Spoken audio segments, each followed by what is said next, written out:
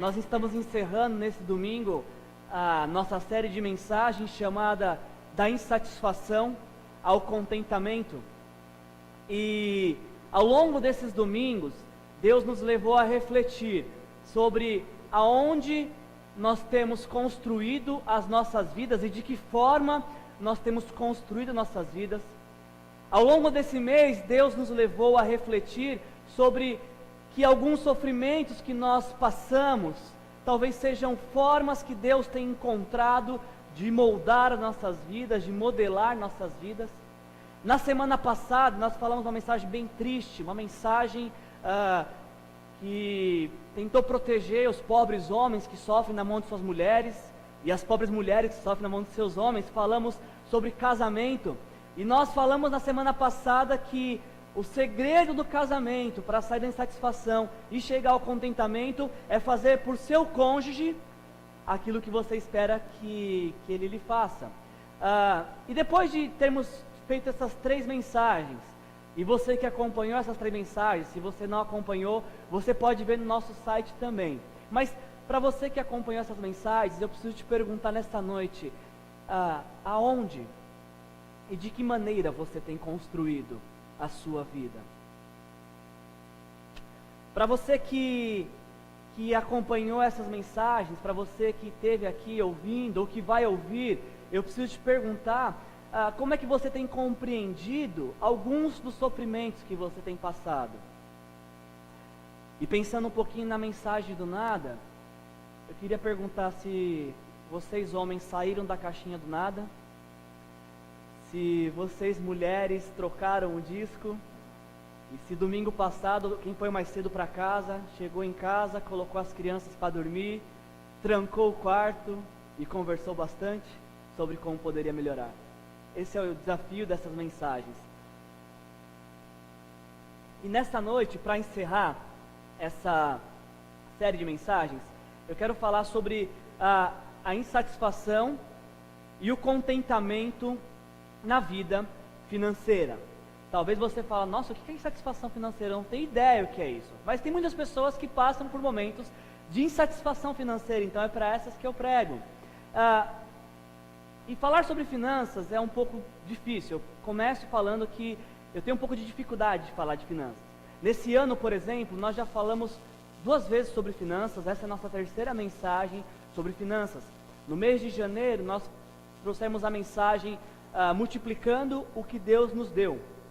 E fazendo uso do texto de Mateus 25, da parábola dos talentos, nós falamos naquela noite que não cuidar daquilo que Deus deu, que são nossas finanças, nossos recursos, com excelência, é um menosprezo com aquilo que Deus nos dá.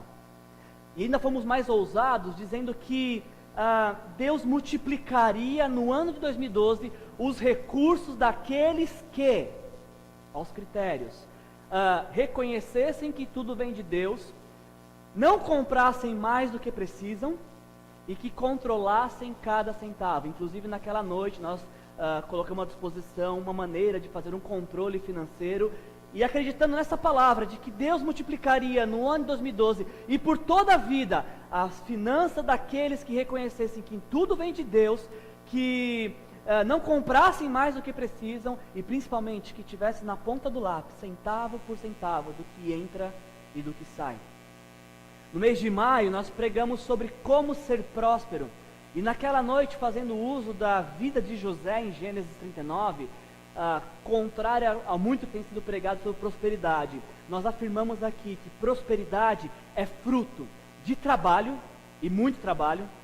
Prosperidade é fruto de boa administração, e que prosperidade é fruto de fidelidade.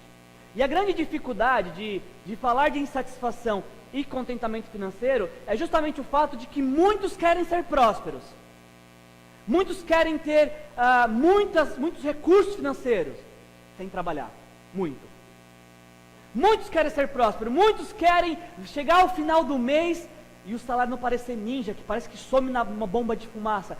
Todo mundo gostaria de chegar ao final do mês com alguma coisa sobrando, mas sem administrar centavo por centavo, sem controlar seus gastos. E principalmente, Muitos querem satisfação financeira sem serem fiéis a Deus. E essa é a grande dificuldade de falar sobre finanças, porque quando algumas pessoas ouvem um pregador falando sobre finanças, elas esperam uma oração poderosa e uma promessa de um milagre que vai acontecer. As pessoas não querem ouvir de que elas precisam trabalhar. Algumas pessoas não querem ouvir de que elas precisam ter uma excelente administração, porque tudo que temos vem de Deus. As pessoas não querem ouvir que para serem felizes, satisfeitos financeiramente, tem que serem fiéis a Deus. Falar sobre dinheiro sempre me preocupa, principalmente por conta da importância que o dinheiro tem. Não sei se você sabia, mas Jesus, ele só falou mais de reino de Deus do que sobre finanças na Bíblia. Para você ter uma noção, Jesus falou, o primeiro assunto que Jesus falou, qual foi o assunto que Jesus mais falou? Reino de Deus. Em segundo lugar, finanças, dinheiro. Das 28 parábolas que Jesus conta, 16 falam ou usam a figura do dinheiro para poder expressar uma realidade espiritual. Para que você possa entender a dimensão e a importância de se falar em dinheiro, na Bíblia inteira existem aproximadamente 215 versículos que falam sobre fé. E tantos versículos assim, porque fé é um assunto importante. Na Bíblia existem aproximadamente 218 versículos que falam sobre salvação, porque salvação é algo importante. E na Bíblia existem aproximadamente 2048 versículos que falam sobre finanças, sobre dinheiro. Você acha que esse assunto é importante para nós tratarmos nessa noite? Por dinheiro, as pessoas matam. Por dinheiro, pessoas se prostituem. Por dinheiro, pessoas são capazes de vender a própria alma. Por dinheiro, pessoas fazem aquilo que jamais elas sonharam que seriam capazes de fazer. E aí talvez você está pensando aqui, mas peraí, dinheiro não é problema. O problema é o amor ao dinheiro. Dinheiro nunca foi problema. Aliás, o dinheiro é solução. Dinheiro não é problema. Dinheiro, ou o amor ao dinheiro que é o problema.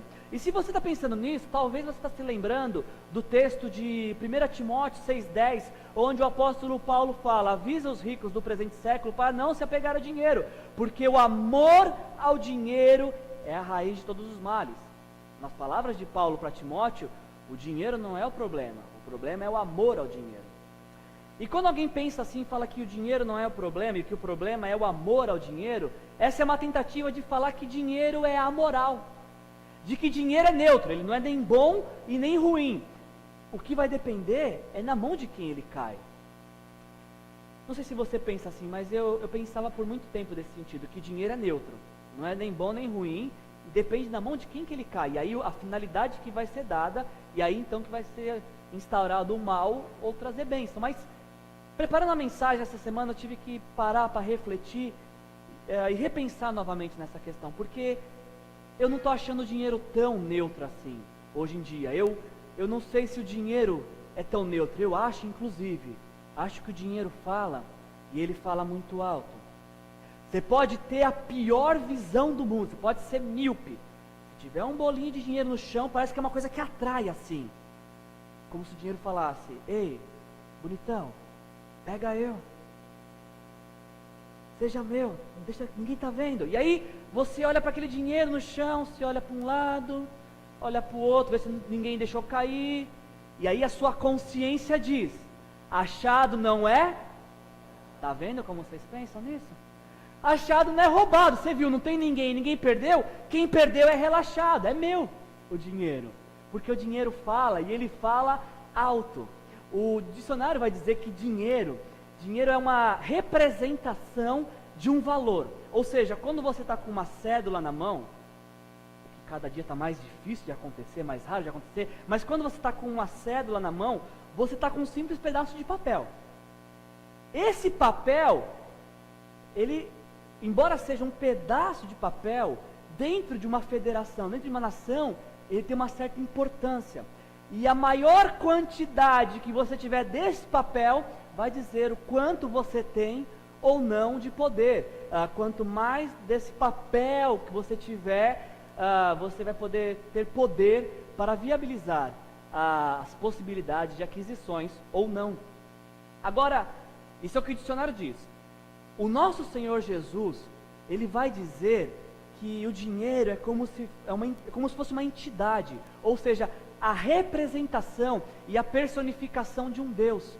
Em Mateus capítulo 6, versículo 24, Jesus fala assim: vocês não podem servir a dois senhores, vocês não podem servir a Deus e ao dinheiro. E a palavra que Jesus usa no aramaico para falar de dinheiro é mamon, que é uma divindade, e é como se Jesus estivesse falando que o dinheiro é a representação de uma divindade. Quando você está com dinheiro na mão, é como se você estivesse com alguns pequenos e poderosos deuses na sua mão. E o dinheiro, ele demonstra essa faceta de Deus, porque ele invoca para si prerrogativas divinas. Vamos trabalhar um exemplo aqui para você ver como que o dinheiro, ele busca o lugar de Deus. Se você tem dinheiro, se você tem uma aplicação na poupança, se você guarda um pouquinho por mês, você vai ter a sensação fornecida pelo dinheiro de que você está tranquilo. Olha, eu tenho as minhas despesas, eu tenho 2 vezes minha despesa na poupança, então pelo menos por 2 meses eu estou garantido. E se eu tenho muito dinheiro, então meu futuro está garantido. Se você tem dinheiro, você vai ter poder nas mãos para ter aquilo que você quiser ter. Você não vai precisar fazer continha e contar as moedas, porque você tem dinheiro na mão. Então, quem tem dinheiro pode tudo. O dinheiro vai te dizer que se você tem dinheiro nas mãos, você vai esquecer o valor das coisas e das pessoas, e vai começar a achar que pessoas e coisas não têm mais valor, que elas têm preço. Eu quero propor um teste aqui para vocês, para que a gente possa sondar, se você possa sondar o poder que o dinheiro exerce sobre sua vida. Se você domina o dinheiro, ou se o dinheiro domina você. Eu quero fazer um teste com vocês aqui. Deixa eu te perguntar uma coisa. O que vem à sua mente quando você vê um copinho? O que vem à sua mente quando você vê um copinho? O que você faria nessa noite se eu dissesse que o nome de vocês está aqui dentro e que nessa noite eu iria sortear um copinho para um felizado? Como é que seria essa sensação? Será que você ia ficar ansioso? Ai, tomara que seja eu, tomara que eu ganhe o copinho. Essa pergunta é boa, essa é fundamental para a pregação. Quantos copinhos você precisa para ser feliz? Ou quantos copinhos nessa noite te fariam mais felizes? Se porventura eu estivesse andando, a hora que eu for embora, baixar a porta, e eu deixasse o copinho cair, será que se eu deixei o copinho cair e voltasse para achar aqui na rua, será que eu voltasse e ia achar o copinho aonde eu deixei? E a principal pergunta, que sensação passa no seu coração quando você me vê destruindo um copinho? Esse é o primeiro teste. Vamos para o segundo teste. Eu queria que você me dissesse o que vem à sua cabeça, qual a primeira imagem que vem à sua cabeça quando você vê uma nota de R$100? Qual que é a primeira imagem? Quais sonhos desperta em você uma nota de R$100? O que você faria nesta noite se eu dissesse que tem alguns nomes aqui, nos papeizinhos, e que ao término dessa pregação, um felizardo vai ser sorteado a ganhar uma nota de R$100? Aliás, imagina o alvoroço em Itatiba se espalhassem pela cidade a notícia que tem uma igreja de um pastor maluco que sorteia dinheiro. Imagina como isso aqui ia estar semana que vem. Quantas notas de R$100 te fariam mais feliz nessa noite? Quantas seriam necessárias para te fazer mais feliz? Quantas? Se porventura eu fosse colocar R$100 no bolso antes de ir embora e deixasse cair, será que se eu voltasse para procurar eu achava? Ou R$100 ia falar que eu ganhei bonitão, pega eu, deixa que eu seja seu. E uma pergunta para o maior de todos os testes, prepare seu coração agora. Quais sentimentos passariam dentro do seu coração se você me visse rasgando R$100? O que passaria dentro de você se você me visse rasgando R$100? Vamos fazer o teste? Vocês estão preparados? Vamos contar até 3. Contem comigo. 1, 3.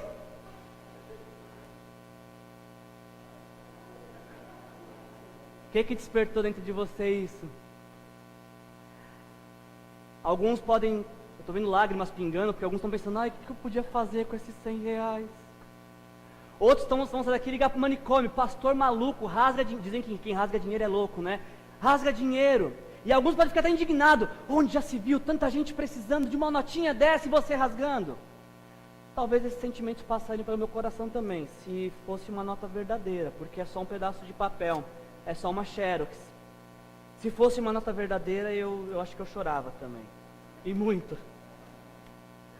Mas você percebe como que o dinheiro mexe com a gente? Você percebe como que ele desperta sonhos, como que ele desperta sentimentos? Você percebeu como que o dinheiro, ele gera competição? Você percebe como que o dinheiro pode corromper? Eu gostaria de te convidar a ouvir uma história contada por Jesus, que fala um pouco sobre esse poder que o dinheiro tem. E se você estiver interessado nessa história, eu peço que você abra sua Bíblia em Lucas, capítulo 12. Lucas 12, de 13 a 21. O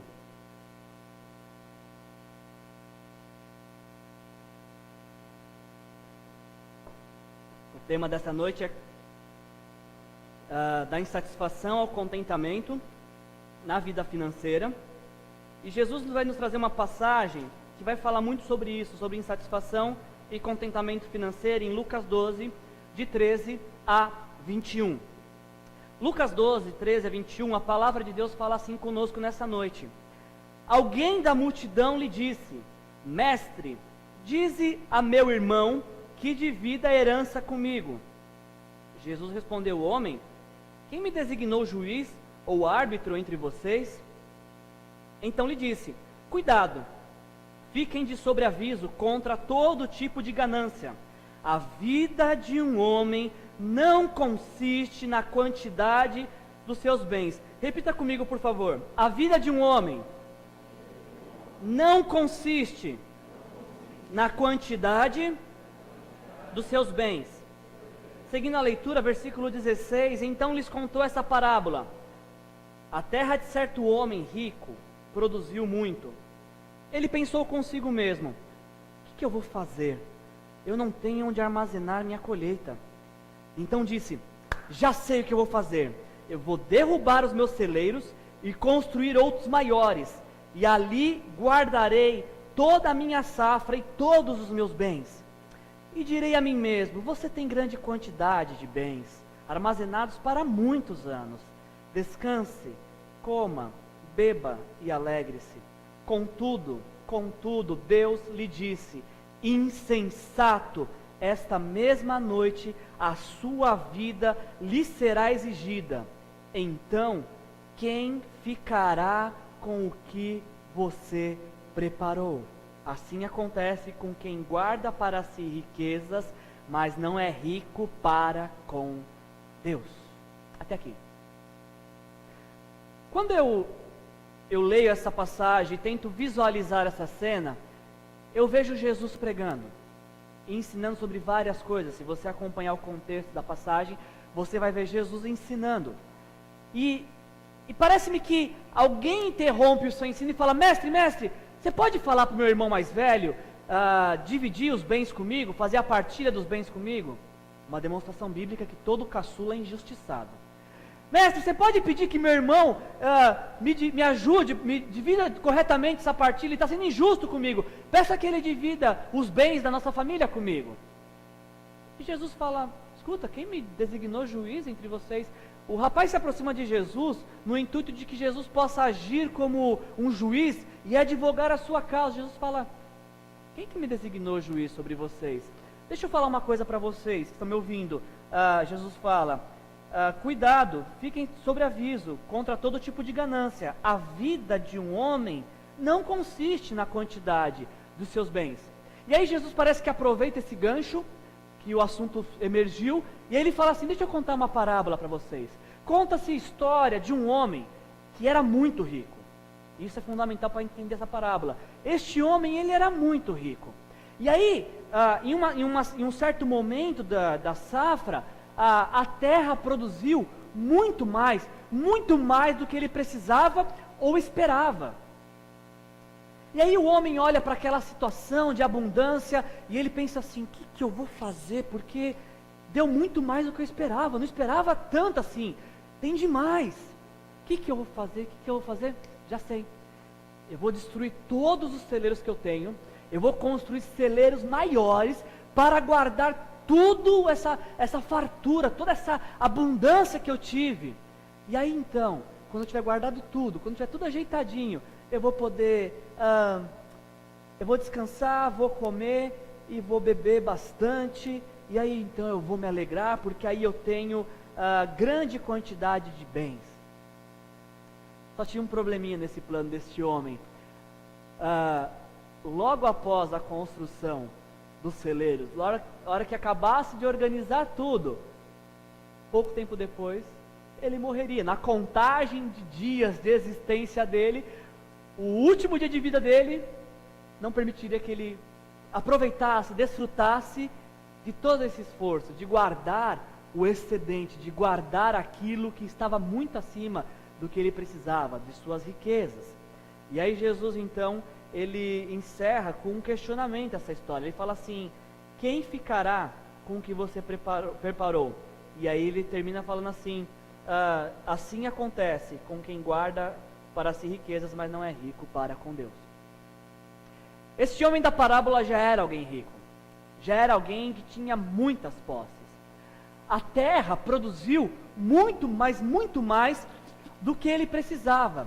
E ao invés dele ser tomado de compaixão e destinar, nem que fosse uma parte para quem precisava, do que excedeu apenas, não do que estava no orçamento, no planejado, mas só do que excedeu. Ao invés de destinar um pouco para os pobres, para os necessitados, o que ele faz?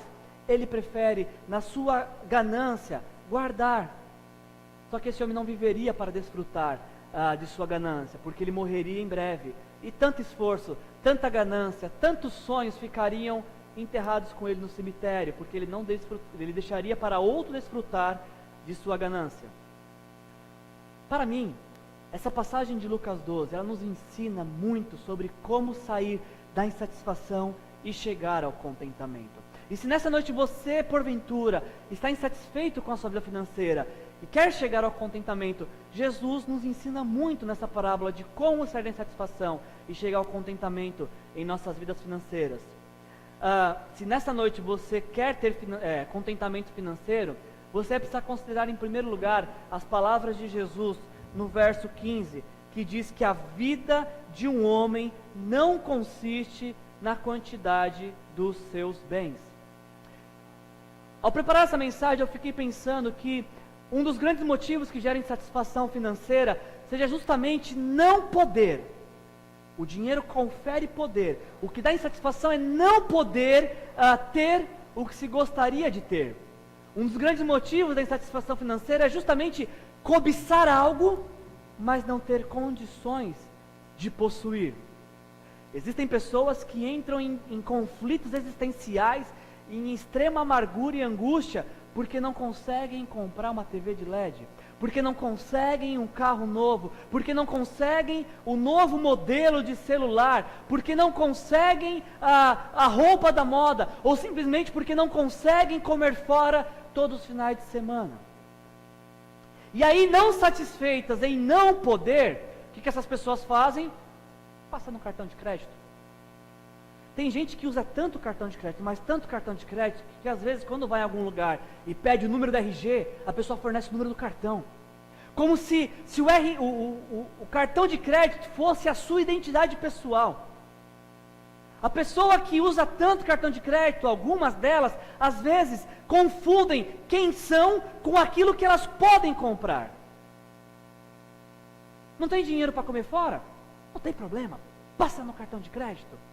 Ai, queria tanto essa roupa, mas não posso comprar. Não tem problema, passa no cartão de crédito. Ah, eu queria tanto poder comprar esse aparelho novo, mas eu não tenho dinheiro. Não tem problema, passa no cartão de crédito, como se tudo na vida se resolvesse em passar no cartão de crédito. Eu fico pensando, quem vai pagar essa conta depois? Como é que paga essa conta depois? Porque se você está passando no cartão de crédito, significa que você não tem dinheiro para comprar naquele momento. E mais, a gente viu na história que este homem, ele não sabia o dia de amanhã. Nós não sabemos no dia de amanhã. Você não sabe, você não tem convicções se ao passar no cartão de crédito esse mês, você vai ter condições de pagar no mês que vem. E aí que acontece então a maior dívida nacional das pessoas, que é dívidas de cartão de crédito, onde as financiadoras cobram um dos maiores juros do mundo, de 10% ao mês. E alguma pessoa pode falar assim, não, mas não tem problema, depois a gente vê como paga. Não tem como não ficar insatisfeito dessa forma. A primeira lição que nós aprendemos aqui, para sair da insatisfação e chegar ao contentamento na vida financeira, ela é bem simples, muito simples. Não tem dinheiro para comprar? Não compra. Simples assim, simples assim. Se não tem dinheiro, não compra. E você vai ver que você vai evitar muitas insatisfações. É claro que existem aquisições maiores, de posses, casas e carros, que isso às vezes você não tem um dinheiro à vista ali, então precisa entrar no financiamento. Isso é até compreensível, como nós já ensinamos, desde que essas parcelas estejam no seu orçamento. Agora, coisas pequenas, coisas do dia a dia que você poderia esperar um mês, você não conseguir controlar um desejo consumista, a lição é muito simples. Você não tem dinheiro para comprar? Não compre. Simples assim. Porque a vida de um homem não consiste na quantidade dos seus bens. A grande mentira que Mamon, que o dinheiro vai passar para as pessoas que ele domina, é que você, com o dinheiro na mão, você se torna tão poderoso quanto Deus. E aí você vai fazer o que você quer, porque você tem dinheiro. Seja feita a minha vontade, eu tenho dinheiro, eu posso. Pessoas gastam o que não podem, apenas para atender um desejo, um impulso consumista, para saciar uma cobiça, ou para aparentar ser o que não são. Em 2007, na faculdade de psicologia, um amigo me apresentou uma pesquisa que eu achei fascinante. Ele fez, era um trabalho dele, de TCC, ele fez uma projeção gráfica entre quais as capitais têm a maior média salarial e qual é a capital que tem a maior taxa de suicídio. E foi interessante essa pesquisa porque ele, na sua pesquisa, constatou que a maior cidade, a maior capital, o melhor salário médio brasileiro é em Curitiba. Inclusive, se alguém quiser estar insatisfeito com o seu salário, mude para Curitiba, porque Curitiba tem a melhor média salarial. Mas, consequentemente, Curitiba também era o lugar onde mais as pessoas se suicidavam. Não é estranho pensar que onde mais se recebe, mais se mata? Eu estive em Curitiba de 2008 a 2010, e como vocês podem ver, eu não me suicidei. Mas eu estive conversando com algumas pessoas, e elas me falaram uma coisa que vai talvez apontar para essa pesquisa. Que em Curitiba, e por que não dizer nas grandes capitais, muitas pessoas vivem de uma maneira angustiante, com um vazio na alma, e elas preenchem esse vazio com aquisições. Está triste? Vai comprar, vai gastar que passa a tristeza. Muitas pessoas compram um carro importado, compra algo assim brilhante aos olhos, para que os seus amigos possam ver, olha, mas rapaz, de carro novo, olha que coisa. E essa pessoa começa a ser admirada por aquilo que ela tem. Só que ninguém vai ver o tamanho do carnê para pagar depois. E as pessoas vão ficar angustiadas, por quê? fazem uma aquisição para atender um desejo consumista ou para mostrar alguma coisa, e aí não conseguem pagar depois. E aí então essa angústia às vezes vai virar suicídio. A vida de um homem, nas palavras de Jesus, não consiste na quantidade dos bens que ele tem. Lições simples nesta noite. Não tem dinheiro para comprar? Não compre, porque cartão de crédito não é RG. Para sair da insatisfação e chegar ao contentamento também precisamos nos atentar nas palavras de Jesus, que ter em abundância significa ter para compartilhar. Vou repetir, nas palavras do bom mestre, ter em abundância significa ter para compartilhar. Quando eu olho para esse texto, eu aprendo que para sair da insatisfação e chegar ao contentamento financeiro, eu tenho que aprender a ser generoso. É uma lição, é um exercício, porque quando eu sou generoso, eu demonstro que eu não sou dominado pelo dinheiro. Ao contrário, eu o sujeito e eu o domino. Sou eu que domino o dinheiro e não o dinheiro que me domina. E quando essas palavras caem aos seus ouvidos, alguns podem estar pensando: é isso mesmo, pastor, prega mesmo, fala isso aí para esse povo que tem dinheiro aí, para eles ajudarem quem não tem. Onde já se viu uma pouca vergonha dessa, tanta gente precisando, tanta gente com tanto, e fala mesmo, pastor, para essas pessoas que têm dinheiro para ajudar os outros. Quem tem muito tem que ajudar mesmo. E eu diria para você que eu concordo com isso. Quem tem muito tem que ajudar quem não tem. E para provar isso, eu quero te mostrar, para provar para você o quanto que eu concordo com isso, eu quero te apresentar uma estatística mundial. O discurso é: quem tem muito tem que ajudar quem tem pouco. Olha para essa estatística aqui. Se você levantou nesta manhã com mais saúde que doenças, então você tem mais sorte do que milhões de pessoas que não sobreviveram nesta semana que passou. Se você está aqui, é um sinal que você sobreviveu essa semana. E você está melhor que milhões de pessoas no mundo que não aguentaram chegar até domingo. Se você nunca experimentou os perigos da guerra, a solidão de estar preso, a agonia de ser torturado, a aflição da fome, então você está melhor do que 500 milhões de pessoas no mundo. Se você pode ir à sua igreja sem medo de ser humilhado, preso, ou torturado ou morto, então você é mais afortunado do que 3 bilhões de pessoas, ou seja, aproximadamente quase a metade da população mundial. Se você tem comida na geladeira, roupa no armário, um teto sobre sua cabeça e um lugar onde dormir, você é mais rico que 75% da população mundial. E essa aqui eu gostei demais. Se você guarda dinheiro no banco, na carteira, e tem algumas moedinhas no cofrinho, você já está entre os 8% mais ricos do mundo. Essa aqui é legal, né? Não, eu preciso repetir essa. Se você guarda dinheiro no banco, na carteira, e tem algumas moedinhas e um cofrinho, você já está entre os 8% mais ricos deste mundo. E você pensa: pastor, que groselha é essa? Mentira deslavada. Imagina, olha aqui minha carteira, tem 2 notas de R$2. Como é que eu posso fazer parte desse pequeno grupo mundial, de 8% da população mundial mais rica? Aposto que você não sabia que você fazia parte dos 8% mais ricos do mundo, não é? E você talvez não se sinta parte desse grupo aqui dos 8% mais ricos do mundo, porque você olha para quem tem mais que você fala: imagina, olha aqui que eu tenho, olha o outro lá, o quanto que ele tem, imagina que eu faço parte desse grupo mais rico. Mas esse sentimento vem porque na pirâmide financeira mundial, você olha para frente, para cima. Você não olha para 4.900 bilhões de pessoas no mundo que não têm o que comer, que não têm onde morar, que não tem dinheiro na carteira e quem dirá no banco. Aliás, eu acho que somente esse exercício de olhar para pessoas que têm mais necessidades que a gente já nos leva automaticamente a sair da insatisfação e chegar ao contentamento. Eu não estou aqui desmerecendo as suas necessidades, eu não estou aqui desmerecendo os seus sonhos, Mas eu estou dizendo que chegamos à insatisfação quando olhamos para tantas pessoas que têm mais que a gente, mas esquecemos da vasta maioria que tem bem menos do que a gente.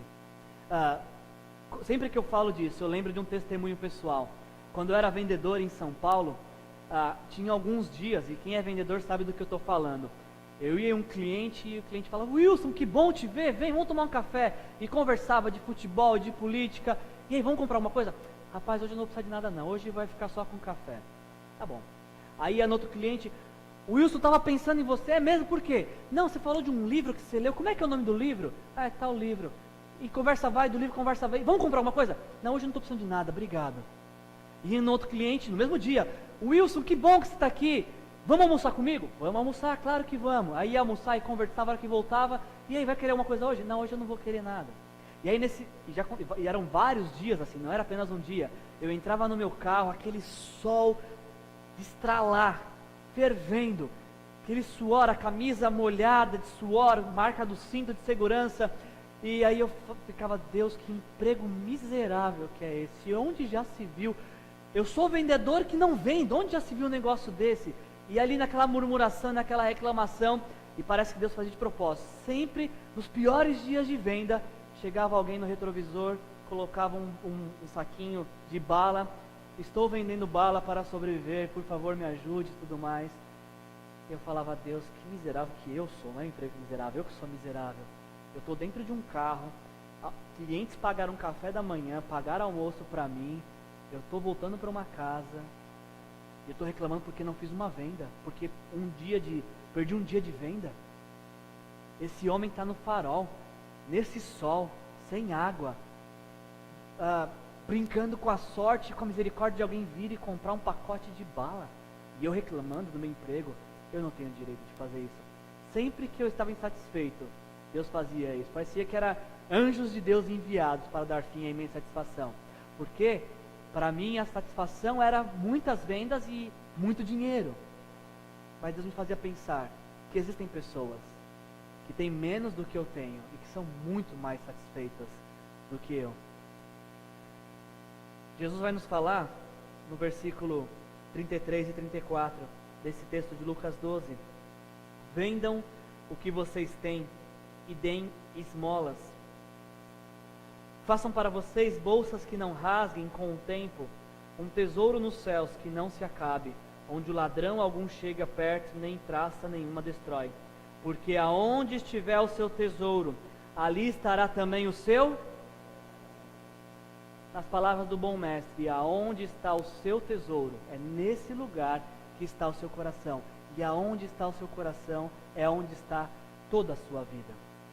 Na matemática bíblica, quanto mais você retém, mais você perde. E quanto mais você dá, mais você tem. E quanto mais você tem para compartilhar, mais próximo do contentamento você chega, de acordo com a matemática bíblica, com o ensinamento bíblico. A ideia dessa mensagem não é pregar contra trabalho.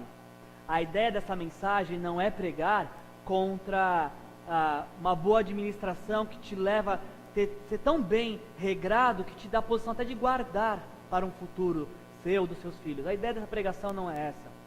A ideia dessa pregação é combater o domínio que o dinheiro tenta exercer sobre a minha vida e sobre a sua vida.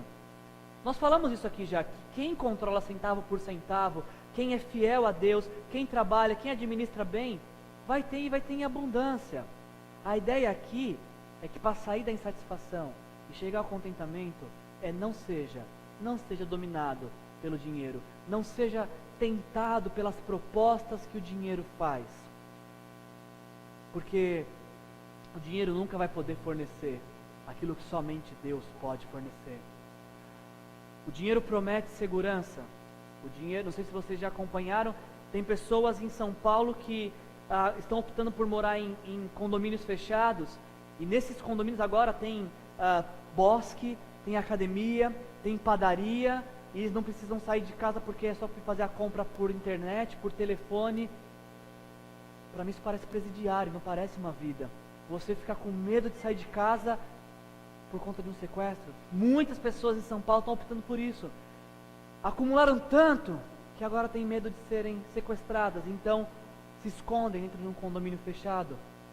A vida de um homem não consiste na quantidade dos bens que ele possui. O dinheiro vai prometer segurança, o dinheiro vai prometer conquistas. Você pode, vai lá, seja feita a sua vontade. O dinheiro vai dizer que se você tem, você é alguma coisa, se você não tem, você não é nada. Para concluir essa mensagem, eu queria te perguntar: quem realmente pode garantir o futuro de uma pessoa? O dinheiro invoca para si isso, mas quem realmente pode garantir o futuro de uma pessoa? Quem é que pode realmente dar para uma pessoa, não tudo aquilo que ela quer, mas tudo aquilo que ela precisa para viver? Quem é que pode realmente proteger vidas? Eu só conheço alguém que pode fazer isso, e esse alguém é o meu Deus. Dinheiro não pode fazer, dinheiro nenhum do mundo pode fazer aquilo que somente Deus pode. Dinheiro nenhum do mundo é suficiente para preencher o espaço na minha alma que somente Jesus preenche. Eu estava morto em meus pecados, estava afastado de Deus, confessei meus pecados para Jesus, recebi o perdão e a vida eterna. E esse preenchimento do Espírito Santo, somente Deus pode dar. Dinheiro nenhum, posse nenhuma, compra nenhuma é capaz de fazer por mim e por você aquilo que Jesus fez na cruz do Calvário, nos concedendo perdão dos pecados e vida em abundância. O dinheiro não pode nos dominar. Nós é que temos que dominá-lo e sujeitá-lo. Quando nós dominamos o dinheiro, nós estamos dizendo que tudo vem de Deus. Não apenas 10% dos nossos recebimentos. Tudo vem de Deus. Tudo é de Deus e para Deus. Desde o dinheiro que eu recebo até a satisfação que eu preciso viver. Tudo vem de Deus. E viver dessa forma, como quem reconhece que tudo vem de Deus, não tem preço. Não tem preço. Amém? Feche os olhos. Vamos orar.